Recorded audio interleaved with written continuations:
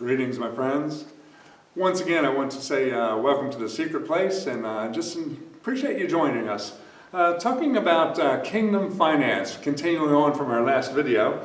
In our last video, we talked about kingdom finance and the importance of positioning yourself.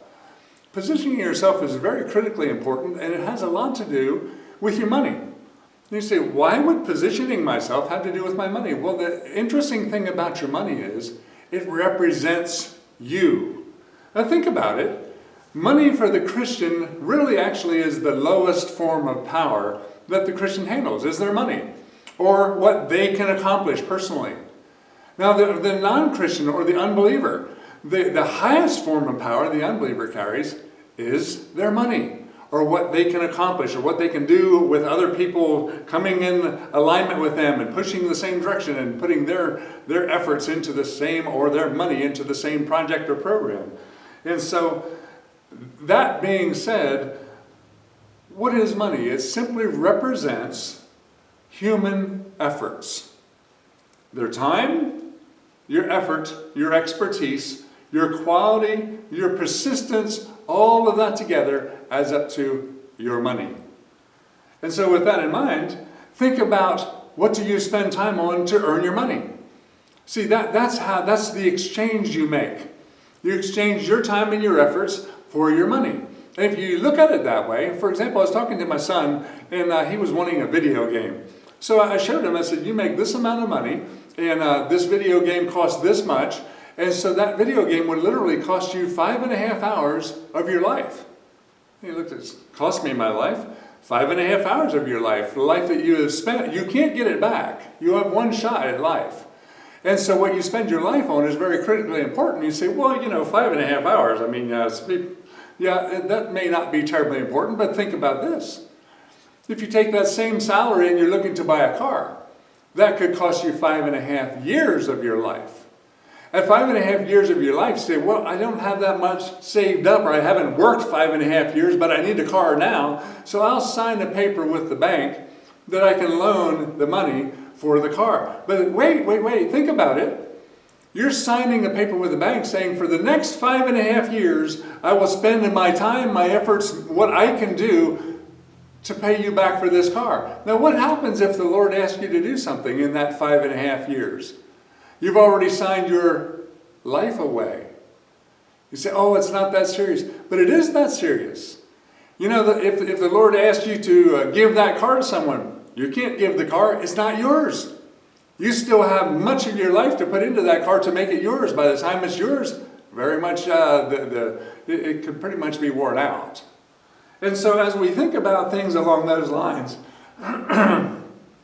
just remember, money represents your life, your time, and your efforts spent doing that.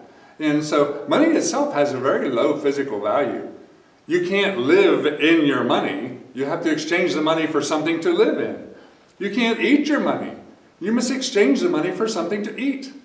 And so if you start looking at all these things together, you can't live in it, you can't eat it, what can you do with money? Well, there's certain things you can do, like buy a car, buy a house, buy material things. But there's things you can't do with money. You can't buy love. You can't buy health. People that are multi-millionaires will spend their fortune trying to get health, but say, for example, they have an incurable disease according to this world system, and their money can't turn that around. So they can spend their money for the best health care that there is, but the best health care doesn't bring back what they have to have. And so if we look at that, people have a wrong idea about money because they think when they get a lot of money, it will change their life. Careful with that. The word says if you can be trusted with a little, you can be trusted with a lot. So what you're doing with a little bit of money very much represents what you will do with a lot of money. If you take a little bit of money and all the money you get, you're spending on video games and things to make you happy and things to make you feel good. If you get a whole lot of money, you'll be spending on bigger and more expensive games and things to make you happy and things to make you feel good. Listen to this verse in Luke 16:10. It says, whoever can be trusted with very little can also be trusted with very much. And whoever is dishonest with little will be dishonest with much.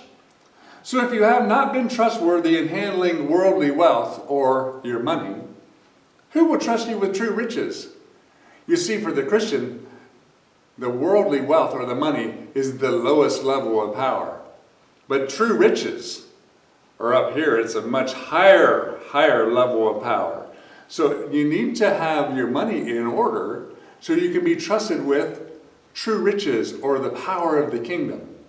And so that's just a little step, just telling us how money works. And most of us already know that. But if you think about it in that way, you may not be so quick to sign a note when you're buying something that says, I will work for the next 30 years for this house. Will you?